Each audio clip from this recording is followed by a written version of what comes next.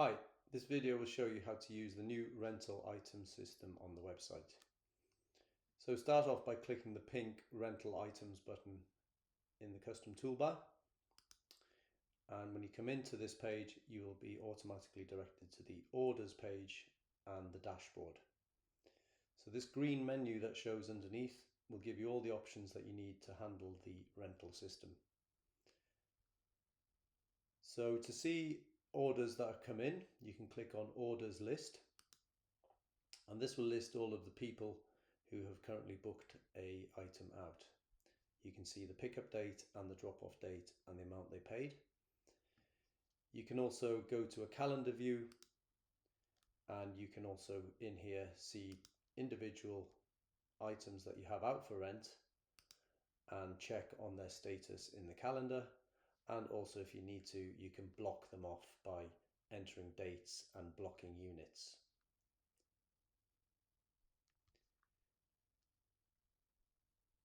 To modify an item itself, you can go into the items drop down and click on items list. You can then go in and click on the blue link to open the item up, and you can then edit any information. So for example, this one here says copy on it, so I'm going to delete that.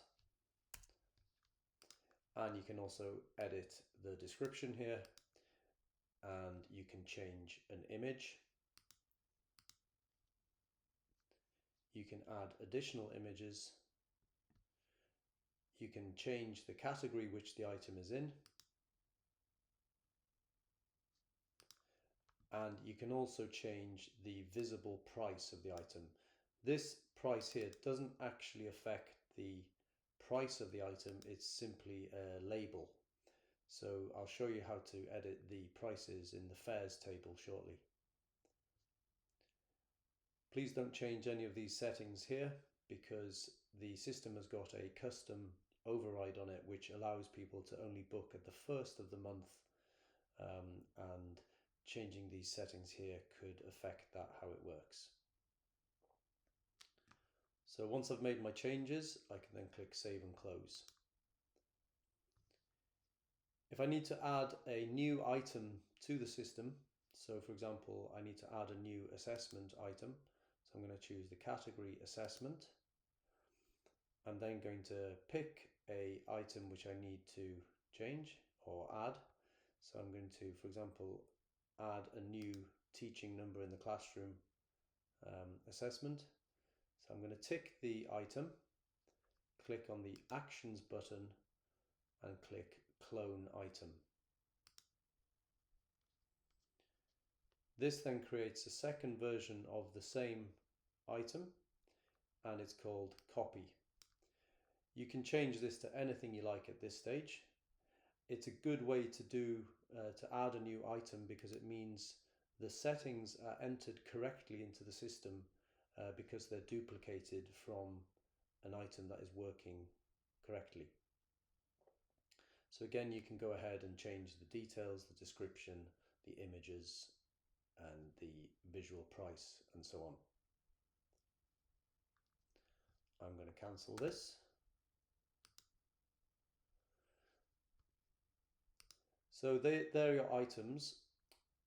You can add further items by duplicating, like I showed. The other thing you need to do is also then, when you add a new item, you may need to affect or change the price of that item. And that is done using the pricing fares table.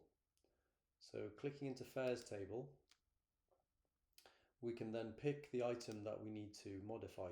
So I can search for it here.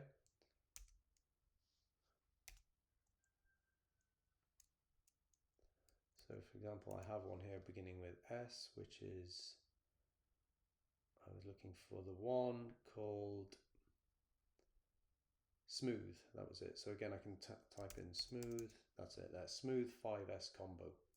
So if I click on this one, this was created from a duplication of the Numicon item. So I need to change the image on the smooth item. You can see here that the fare for this item at the moment is set at 20 euros for the month. So I can change that to 10. You'll notice then that there are other fields here which are blank, and these can be left blank because again we're only using the 28-day fare for the monthly fee. So once I've done that, I can click on the update fares, and I can then click on the quit inserting.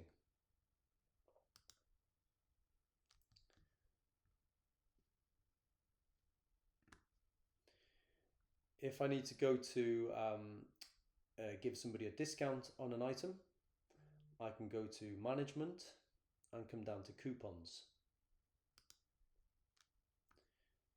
I can then click on a new coupon and give it a code.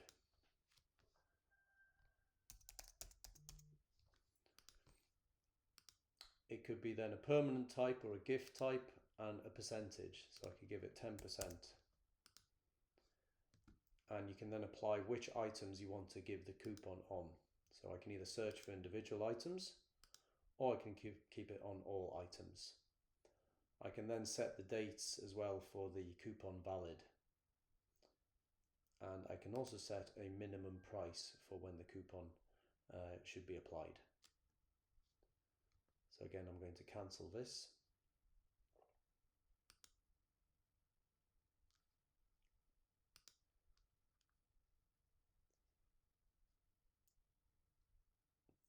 So that concludes the basic training for the rental system. So just to reiterate, you only need to really edit the items list, the fares table.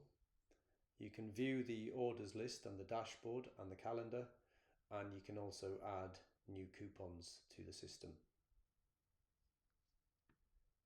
Thank you for watching.